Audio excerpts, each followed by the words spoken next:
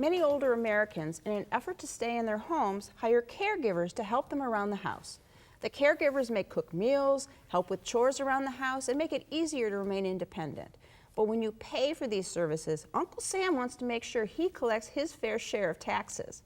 Here to discuss what you need to do to keep the IRS happy is my partner, Michael Solomon. Hi, Lori. Hi, Mike. So if you do hire a health aide or a private nurse, why do you have to worry about the IRS? Well, the home health aide will be treated as an employee if you're paying more than $1,900. So, and if you do that, if you're an employee, the employer, you, have to withhold from their amount of payment 7.65% of the Social Security tax, and you have to match it. So you have to pay their 7.65%, and on top of that, you have to pay 7.65. Or if you don't want to do the withholding on your own 1040, you can pay that employee's portion of the 7.65%. So that adds up, and it's paperwork. And on top of that, you have to pay federal unemployment tax, and that's 6% of the first $7,000. So you've got all that paperwork.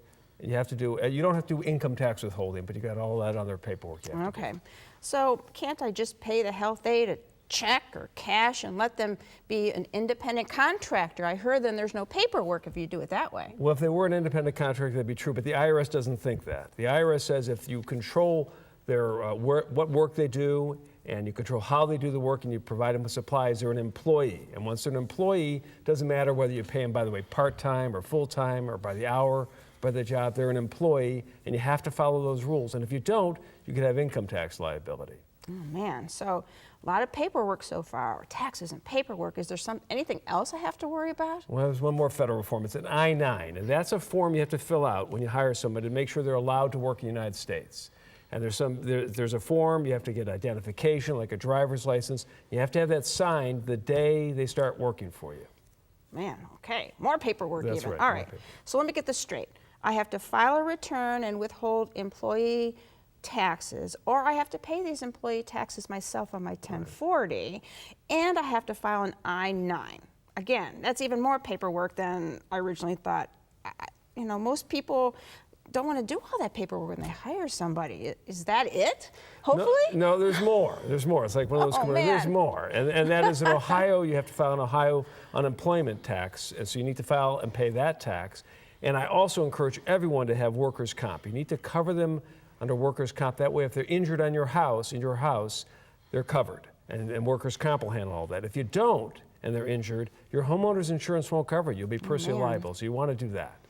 Okay, so are there places you can go for help? Well, you know, because most people don't want all this paperwork, sometimes they just go to a company, they hire the home health care worker, they do all that, or you have your accountant do it. And there's an IRS publication, 926, you can go on the website and take a look at that, and that kind of describes a lot of what I talked about now. All right, so you thought it was simple to hire someone to help you in your own home, but hiring someone involves paperwork. A lot of paperwork. And if you don't do it correctly, you may owe the IRS money.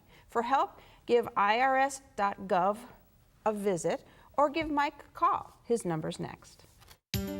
Call Solomon, Steiner, and Peck at 1-888-236-5173 for more information or to schedule a speaker for your organization. Or log on to www.ssnplaw.com.